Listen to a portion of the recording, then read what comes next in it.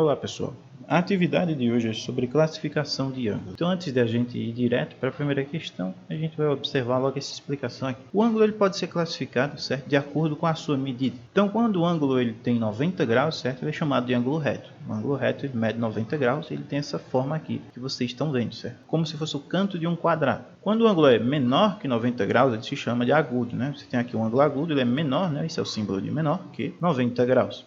Veja que nesse caso aqui a medida do ângulo é 66,62 graus, que é bem menor que 90. E aqui você vê que o ângulo continua diminuindo e ele ainda é agudo. Quando ele é maior que 90, ele é um ângulo obtuso. Vale lembrar que quando o seu ângulo chega aqui a 180 graus, ele é chamado de ângulo de meia volta. Tem meia volta aqui, né? Metade de um círculo, e aí o seu ângulo é chamado de ângulo de meia volta. Se você continuar aumentando aqui o ângulo, até chegar aqui, veja, quando eu chegar aqui vai zerar, certo? Mas como eu completei uma volta, esses são 360 graus. Veja que você vai ter 4 ângulos retos, né? Vai ter 4 ângulos aqui de 90 graus. Então é isso que você precisa saber para resolver essa atividade.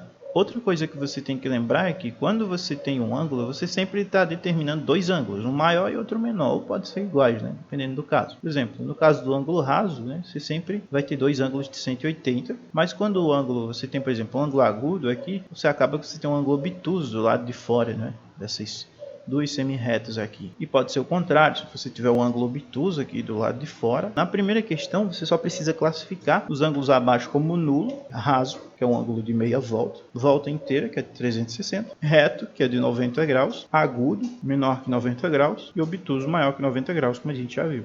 O ângulo reto, também conhecido como ângulo de um quarto de volta, mede. Então isso aqui a gente também já viu, né? Quantos graus ele mede. O ângulo de 180 graus é chamado de... A gente também já viu como ele é chamado. Quarta questão. O ângulo formado pelo ponteiro da hora e do minuto quando o relógio marca 3 horas mede. Para resolver essas questões que envolvem relógio, para saber quantos graus tem, veja, por exemplo, nesse horário aqui que está marcando, né, 11h20, você tem um ângulo menor e um ângulo maior. O menor é o azul, o maior é o vermelho. Veja que o menor aqui mede 150 e o maior mede 210. Como é que a gente sabe a medida desses ângulos? Primeiro, você sabe que uma volta completa tem 360 graus. Quantos valores tem no relógio? 12. Isso significa que ele fornece 12 espaços. E esses espaços são iguais. Então, quando você divide 360 por 12, dá 30. Isso significa que um espaço entre dois números, você tem 30 graus de espaço. Então, veja aqui, por exemplo, se você tivesse 2h20, você está marcando um ângulo menor de 60 graus, né? Um ângulo maior de 300. Geralmente, as questões vão estar interessadas no ângulo entre os ponteiros. Então, é o ângulo menor. Por exemplo, veja aqui, se você tivesse em 2h45, qual seria o ângulo? O ângulo menor? Você conta quantos espaços tem? Você tem 1,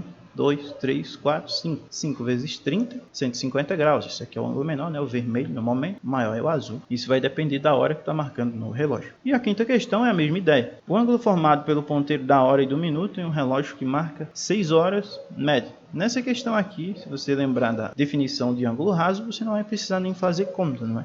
Mas aí se você fizer, se você contar os espaços, você vai ver que bate com um ângulo raso. Por isso eu finalizo a explicação. Espero que vocês tenham compreendido e até a próxima.